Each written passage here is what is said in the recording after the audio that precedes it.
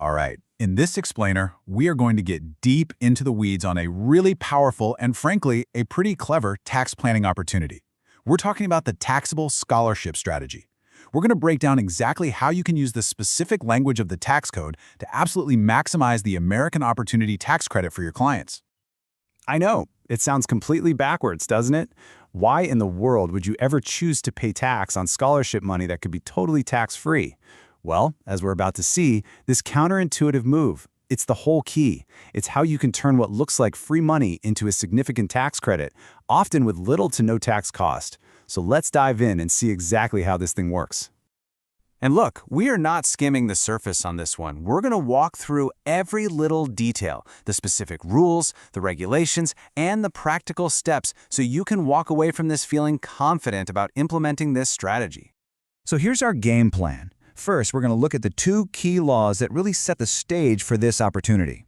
Then, we'll see how those laws by default actually clash with each other. The real magic is in step 3, the specific regulation that lets us override that conflict. From there, we'll get into the practical, nuts and bolts strategy, talk about the biggest hurdle, the Kiddie Tax, and then finally, we'll see it all come together with a few case studies. Okay, so to really get this strategy, you have to start at the very beginning, with the foundation. We're talking about two separate laws in the Internal Revenue Code, and it's the very specific way they interact, and as you're about to see, the way they conflict, that makes this whole thing possible. So first up, we've got IRC Section 117, and you can think of this as kind of the default setting. It says that, generally speaking, scholarships are tax-free. They're excluded from gross income. But here's the catch. The key phrase is qualified scholarship. It's only tax-free if it's used for qualified tuition and related expenses. If that same money is used for something else, like room and board, well, then it becomes taxable. Okay, now you've got to lean in for this one because the wording here is absolutely critical. Notice the difference. For a scholarship under Section 117 to be tax-free, books and supplies must be required for a course. But for the AOTC under Section 25A, they only need to be needed. It seems like a tiny difference, but that single word change from required to needed opens up its own little optimization opportunity that we'll touch on. And this is what it's all about. This is the prize we're trying to unlock, the American Opportunity Tax Credit. The math here is just incredible. You get a 100% dollar-for-dollar credit on the first $2,000 of expenses. That's a phenomenal return. Then you get a 25% credit on the next $2,000. So the big takeaway is this. You have to find a way to get $4,000 of qualified expenses onto that tax return to get the full $2,500 credit. So, you've got this tax-free scholarship rule on one hand and this awesome tax credit on the other.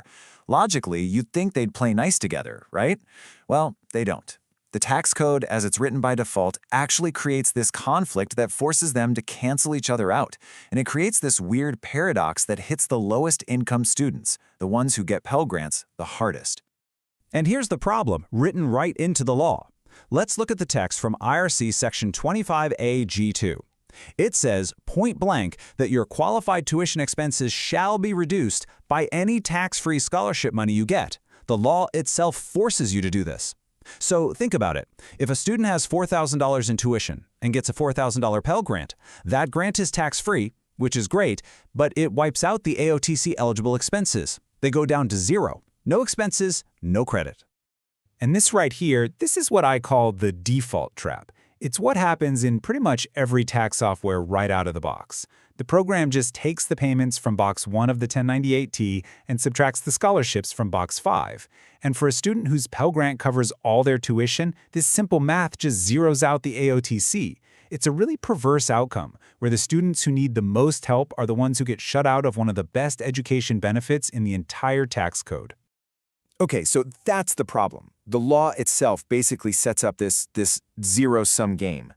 But, and this is a huge but, the story does not end there. There's a specific Treasury regulation that gives us a completely legal path to override this default rule and, unlock that credit. Which, of course, leaves us to the million-dollar question, is there a legal way to choose not to treat a scholarship as tax-free? Can you intentionally say, you know what, I'm going to pay a little bit of tax on this just so you can preserve those incredibly valuable tuition expenses for the credit? Well, the answer is a resounding yes. And boom, here it is. This is the magic key, the linchpin of this entire strategy. It's found in Treasury Regulation 1.25A-5C3. Look at the wording here. It says a scholarship is treated as tax-free except to the extent, that's the phrase that opens a door, except to the extent the student reports it as income as long as the grant's terms allow it to be used for things other than tuition. This is not some sketchy loophole. It's a deliberate election spelled out right there in the regulations. So the regulation basically lays out two super clear, non-negotiable conditions you have to meet. First, the grant has to be unrestricted. Pell Grants are a perfect example. They can be used for the full cost of attendance, including room and board. A scholarship that's specifically for tuition only won't work. Second, the student has to make an affirmative election by actually putting that money down as taxable scholarship income on their tax return. All right, so we've got the why. Now let's get into the how. We're moving from the legal theory to the nuts and bolts of actually doing this on a tax return. Knowing you can do it is one thing, but knowing how to allocate the funds and report it all correctly, well, that's where the rubber meets the road. Think of this as the Waterfall Method. It's a very specific order of operations to get the biggest bang for your buck. First, you mentally set aside that $4,000 in tuition you need for the AOTC. Then, you apply any restricted tuition-only grants. Step 3 is the big move. You take your unrestricted money, like a Pell Grant, and you allocate it against non-qualified costs, like room and board.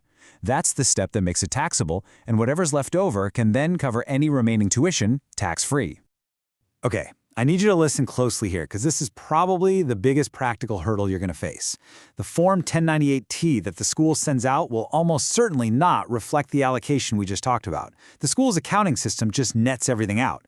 So you, the tax professional, have to essentially ignore the simple math on the 1098-T and use the actual financial records to build the return correctly. The IRS gives you full permission to do this. And because you're telling the IRS that the 1098 is wrong, you better believe you need the paperwork to back it up. This is non-negotiable. You have to keep what I call a shadow file for any client you do this for.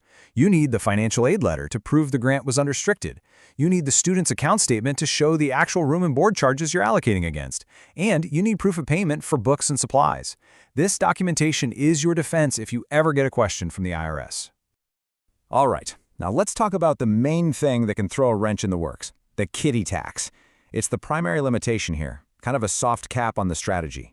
Because we are intentionally creating unearned income on a student's return, we have to be really careful we don't accidentally trigger tax at their parents' higher rate, which could totally wipe out the benefit. For 2024, the magic number you need to burn into your brain is $2,600. $2,600.